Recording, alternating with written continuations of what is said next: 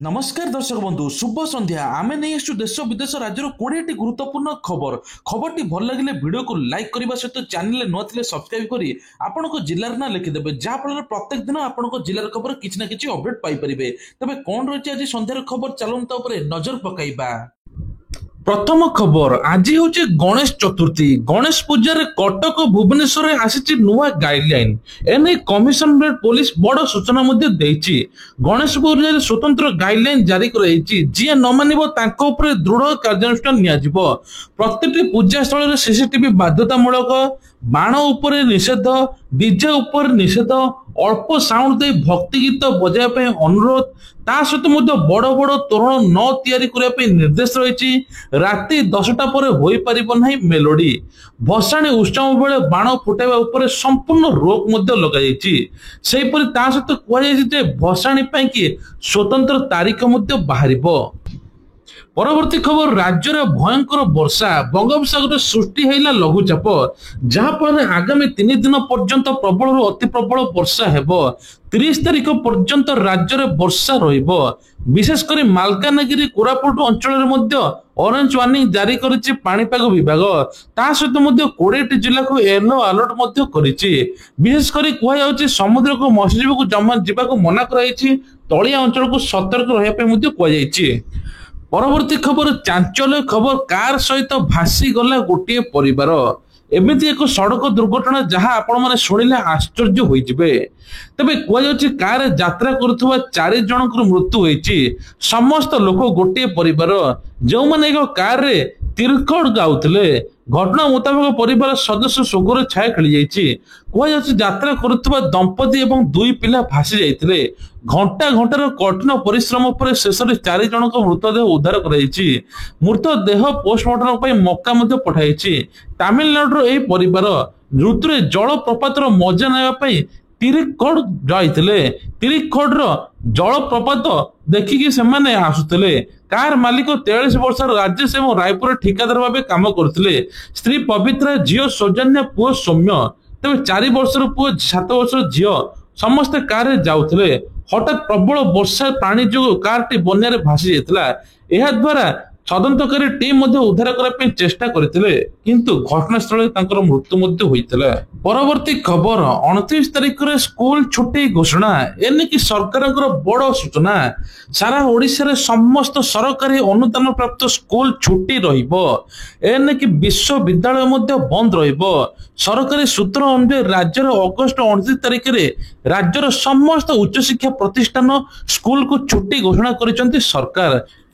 परवर्ती खबर सरकार एथर बड़ घोषणा कर पूजा पर्व आ बड़ बड़ तोरण हो पारिबो नाही जे रास्ता घाट खोलिकी करिवो तांको ऊपर दृढ़ कार्यानुष्ठान नियाजिवो तबे आगु आसुची दुर्गा पूजा एने कि विभिन्न प्रकार पेंडाल हेबो समस्त प्रकार अनुमति दियाजिवो किंतु पार्वण रे तोरण पई रास्ता नष्ट करने को दियाजिवो नै बेली हाईकोर्ट मध्य निर्देश देछि।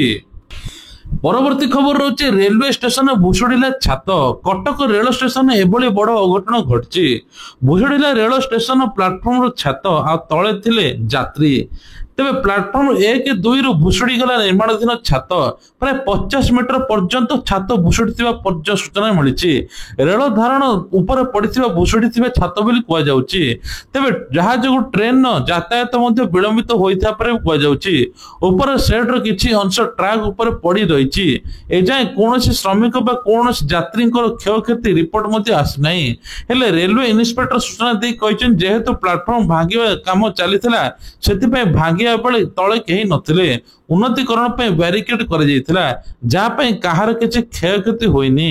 परवर्ती खबर रही चाषी को नुआ खाई भेटी तेज चाषी आकाउंट गला सीएम किसान टंका सीएम किसान तृतीय किस्ती डीबीटी जरिए आज 1041 कोटी टंका खर्च बा ट्रांसफर होईची चाषी खाता को 2000 टंका लेखाई जाइची योजना राज्य सरकार 2टी किस्ती 4000 टंका प्रदान करितांती चलित वर्ष रेकर्ड संख्यक चाषी पंजीकरण करथिया मुझे जना पड़िची मोट 19,67,000 चाषी पंजीकरण करिसंती देखिबा जदि गत वर्ष तुलना रे एबे 17,50,000 चाषी पंजीकरण गत वर्ष करथिले एबे गत वर्ष 2,00,000 ଅଧିକ ଏ ବର୍ଷ କରିଛନ୍ତି। ଯାହା ଫଳରେ ଏଥର ଜୁଲାଇ 19 ରୁ ଆରମ୍ଭ ହୋଇ ଅଗଷ୍ଟ 25 ତାରିଖ ଯାଏଁ ଚାଲିଥିଲା ଚାଷୀ ପଞ୍ଜୀକରଣ ଆହୁରି ମଧ୍ୟ ବଢାଏ ବୋଲି ସରକାର ମଧ୍ୟ କହୁଛନ୍ତି।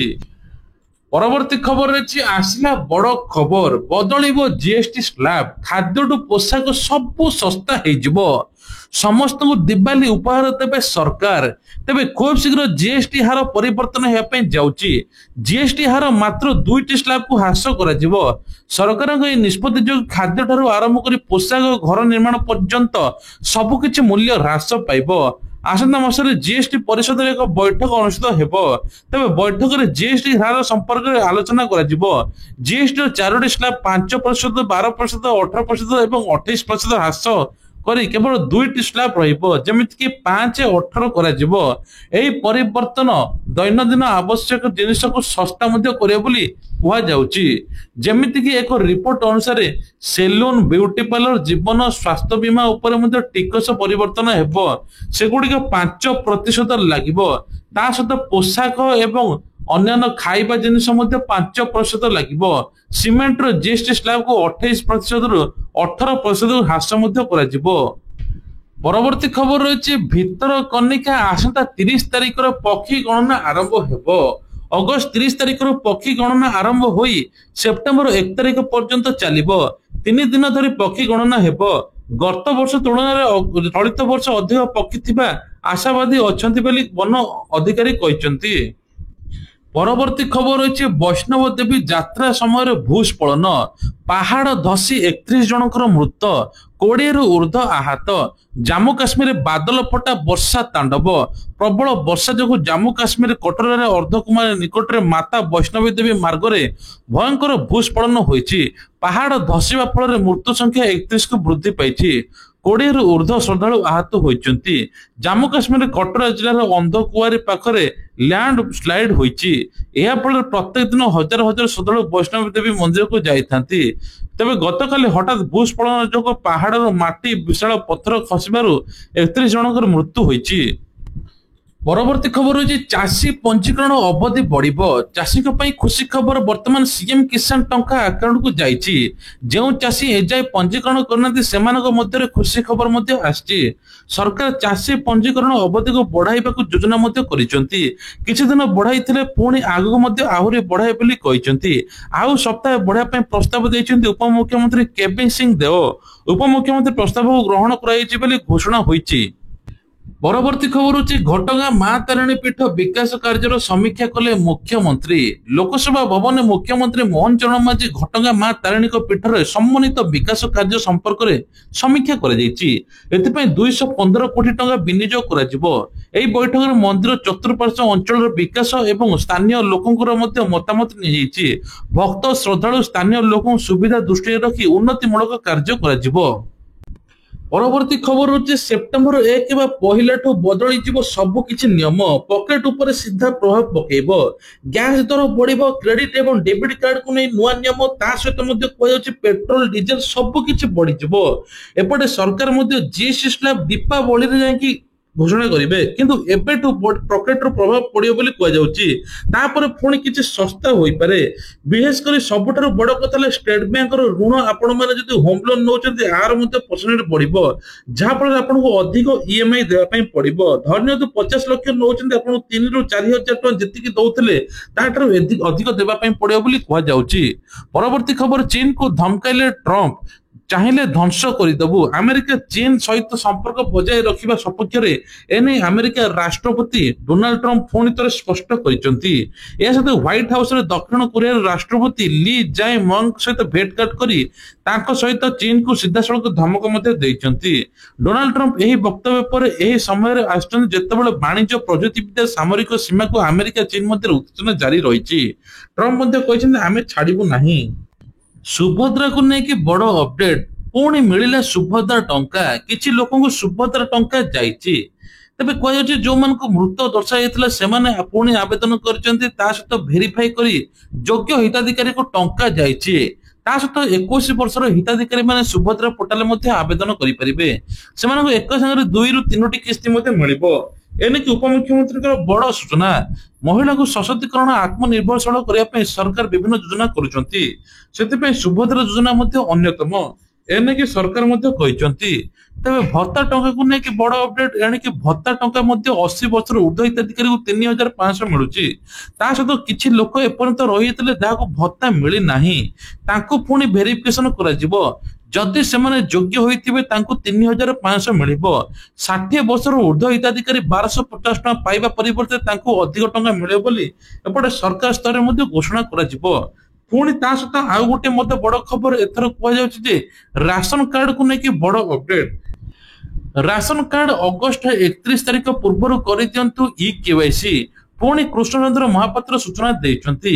ଖାଦ୍ୟ ଯୋଗାଣ ମନ୍ତ୍ରୀ କୃଷ୍ଣଚନ୍ଦ୍ର ପାତ୍ର କହିଛନ୍ତି ଯେ ରାସନ କାର୍ଡ 31 ସୁଦ୍ଧା ଯଦି ଯେକୌଣସି ଲୋକ କରିବେ ନାହିଁ, 3 ମାସର ସରକାରୀ ସୁବିଧାରୁ ବଞ୍ଚିତ ହେବେ, ରାସନ ମଧ୍ୟ ମିଳିବ ନାହିଁ। ତେଣୁ ତୁରନ୍ତ କରାଇ ନିଅନ୍ତୁ ବୋଲି କହିଛନ୍ତି। ଏବେ ବି ନୂଆ ରାସନ କାର୍ଡ ଆବେଦନ ପାଇଁ ପୋର୍ଟାଲ ଖୋଲା ଅଛି, ଆପଣମାନେ ଚାହିଁଲେ ମଧ୍ୟ ଆବେଦନ କରିପାରିବେ। ତେବେ ଇଏ ଥିଲା ଆଜିର ଦେଶ ବିଦେଶ ରାଜ୍ୟର କିଛିଟା ଗୁରୁତ୍ୱପୂର୍ଣ୍ଣ ଖବର। ଖବରଟି ଭଲ ଲାଗିଥିଲେ ଭିଡିଓକୁ ଲାଇକ୍ କରିବା ସହିତ ଚ୍ୟାନେଲରେ ନୂଆ ଥିଲେ ସବସ୍କ୍ରାଇବ କରିବା ପାଇଁ ଭୁଲିବେ ନାହିଁ। ଜୟ ଜଗନ୍ନାଥ।